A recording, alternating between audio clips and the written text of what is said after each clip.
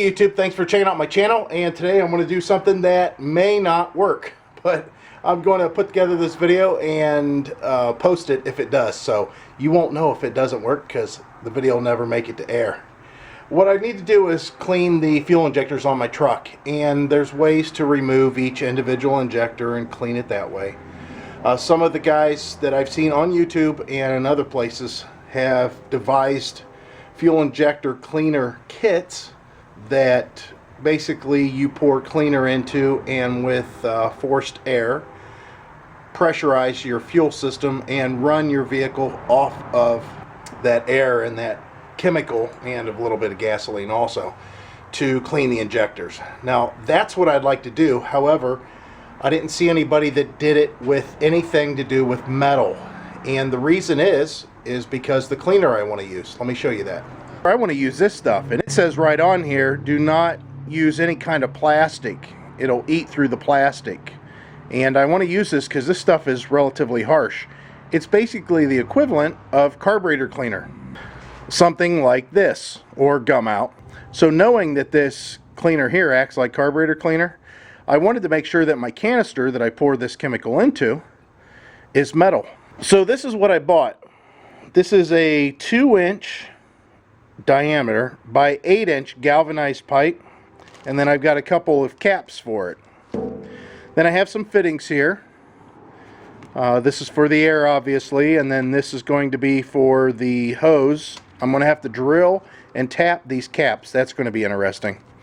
And then I've got one of these, which was only 10 bucks, and I'm going to try to incorporate this hose, possibly, or at least the end that screws on to the fuel rail for my F-150. But I wanted to pick this up just for the Schrader valve end, because there's not a lot of pressure that's going on here, just about 40 pounds.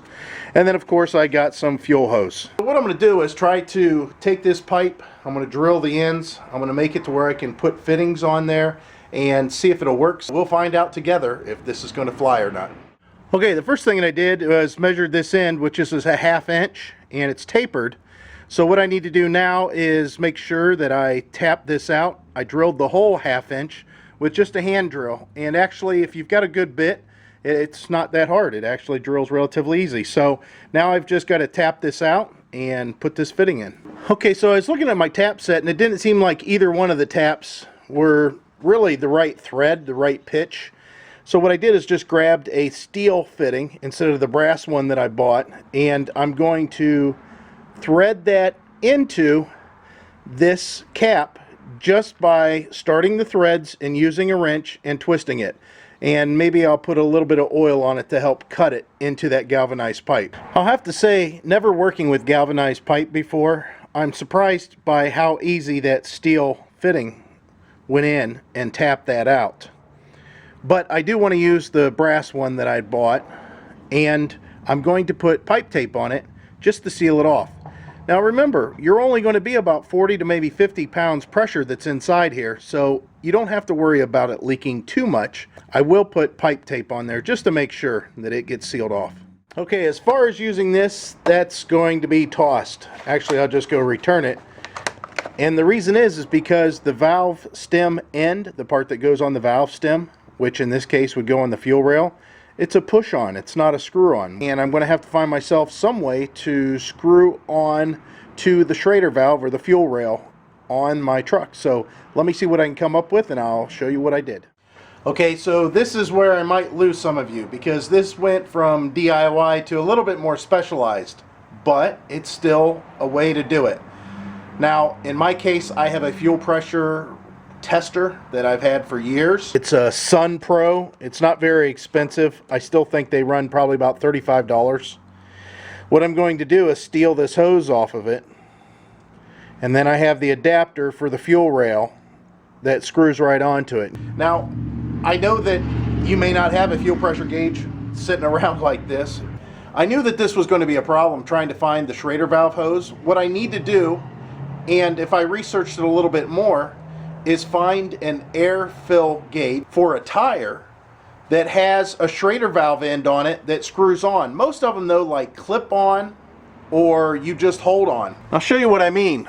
I have this here And this would go over that Schrader valve and then clip on, but it won't seal it. Here's another, it's a push on. Again, I'm going to steal this hose here and use it, but I'm sure that if I went to Harbor Freight, I could find something that has a screw-on style Schrader valve that I could use. I still have to drill this, but I didn't want to drill it until I knew for sure what kind of fitting I want to put in there. Okay, so I got really lucky because here you go.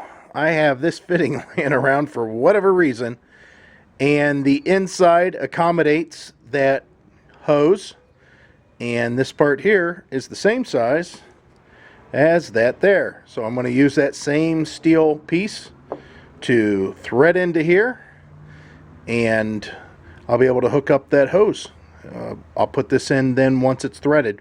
Okay, so I got that one fitted in there, and I did notice something, and that was that this is the side that's going to be on the bottom that all the fluid is going to be sitting in, and this is raised. I don't know if you can tell. I'll try to get a little closer there. So what I'm going to do is take my cutoff tool, and I'm just going to make a notch in this to allow the liquid to run all the way inside and through that hose. Alright, so my cutoff tool, because of the angle that it was at, it's kind of tough to see there, but I cut it at an angle, but it's all the way down to the galvanized, so it'll definitely allow liquid to empty all the way down into the hose and not puddle in this fitting. Okay, so if you just joined in, welcome back to pipe bomb building for beginners. I'm just kidding. Kind of looks like a pipe bomb. That's something you may want to do whenever you're at the local hardware store picking this stuff up. Smile and be friendly, because they may think that you're making pipe bombs or something. On the bottom here, I did put some sealant tape, and I tightened it down pretty darn tight. This part here, like I said, is just going to screw on and screw off, so hopefully that'll work out okay. We may have to do a pressure test to see what it's like, so let's try to hook up something so I can see if there's any kind of pressure going on here. Okay, so it leaked a little bit. It wasn't crazy, but it leaked a little bit whenever I got around to 40 pounds. What I'm going to do at this point, I'm going to cut a gasket that'll fit down in here, so whenever this thing is tightened up, it should snug against the gasket and seal itself off. You know, I'm going to try it without doing anything first, because like I said, the air leak was minimal. So what I'll do is go ahead and try to go forward with this. I need to make a coat hanger or a wire, that way I can hang this thing up on my truck, so I'm going to have to do that. So this is where I stand so far. I went ahead and I hooked that up to the fuel rail. I know the light's kind of strange, so I don't know if that's coming out on the camera very well. And then of course this is hooked to the bottom. That's all tightened down. There's no lid on this right now. I've got that coat hanger just rigged up. Yeah, it looks like crap, but I'm trying to keep it cheap, and I didn't want to waste any hose clamps on this thing. Now what I have to do is pull the fuel pump relay, which is number 2. Yeah, I definitely have to get a pair of pliers. That's crazy. So once I pull out that fuel relay, go ahead and try this out and see what happens. I'm going to hook it all up, pour in the chem tool with some gasoline. I'm going to put maybe a cup of gasoline in there, and then I'll hook up my air compressor to the top side, and I'll run my air compressor at a real low pressure. I'll keep it around 40 pounds. Now, here's the thing. If you don't have a shutoff valve like this for your air compressor, or a control, you're going to have to get one. I mean, this is a regulator here. I could hook this up in line just to make sure that everything goes a little bit more smoothly, but we'll just go with what we got for now. Okay, I want to go a little bit further in this and let you know what's going on. I noticed that I can put about a half a can of that Berryman in there, and then I put the rest gasoline. Now it says that you can run that 1 ounce to every gallon or something like that, but I want to clean these injectors pretty harshly, so that's why I'm going with such a heavy dose of that Berryman. Also, a lot of the fuel injector cleaner kits that I see that are online, they have a shutoff here, and I really don't see a need for it, because once it's hooked up to the fuel rail, it's not going to go through those injectors until you start the vehicle. So I didn't want to waste any time putting a valve on here of any kind to turn it on and off. It just doesn't make any sense to me.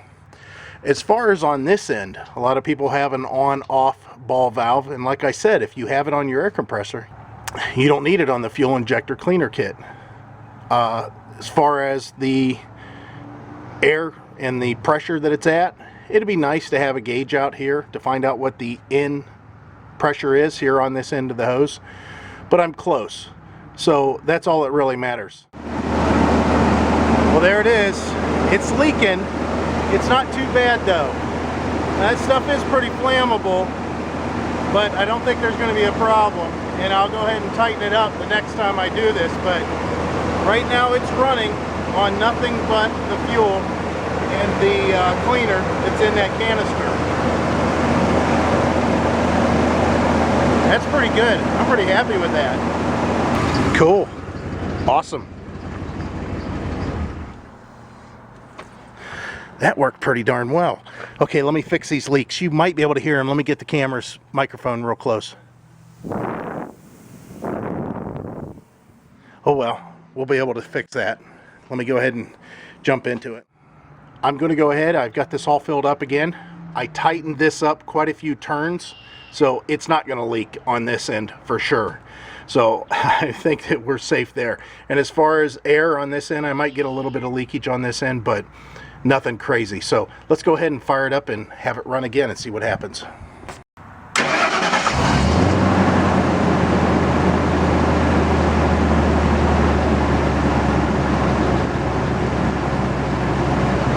Well, that's it. It's running on it again.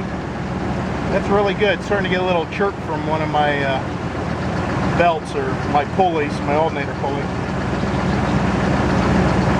But you can see it's not leaking any longer. Except a little bit of an air leak that's up here that really don't make a difference because all the fluid's down here. And again, the injectors are getting blasted with some seriously concentrated cleaner.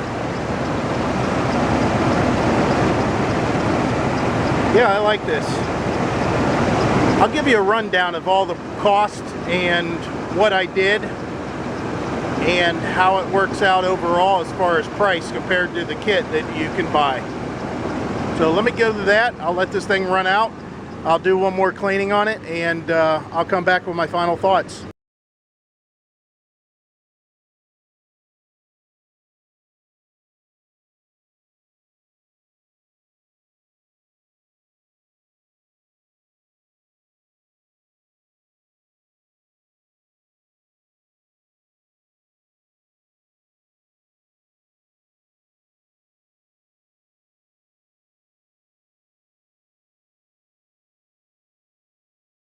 Alright, so I went ahead and took the truck for a test drive, and we got a little bit smoother action out of it, and it idles definitely better. So I have to say that overall this thing worked. I hope that was helpful. It took quite a part of the day for me to do it, but it's done. And the thing is I would spend $115 for one of these fuel injection cleaning kits already assembled with all the fittings and everything if I had a need to do this all the time. This truck's got 192,000 miles on it. I'm the third owner. I've had it now for almost, I guess it's been 40,000 miles. And this is the first time I've did it. And I don't know if somebody did it before me. But it's one of those things that if you have to where you need to clean your system, or you're doing tune up on your vehicle and you want it to run a little bit better and get the most out of it, which we're getting ready to go into camping season, and I'm going to start towing my camper, so I wanted to make sure this thing was up to par. So we're all set. I appreciate you watching, and I hope this helps you. If you like this, click like or subscribe or thumbs up. And if you have any questions or comments, I'll try to answer them. Just post them below. Thanks. Bye.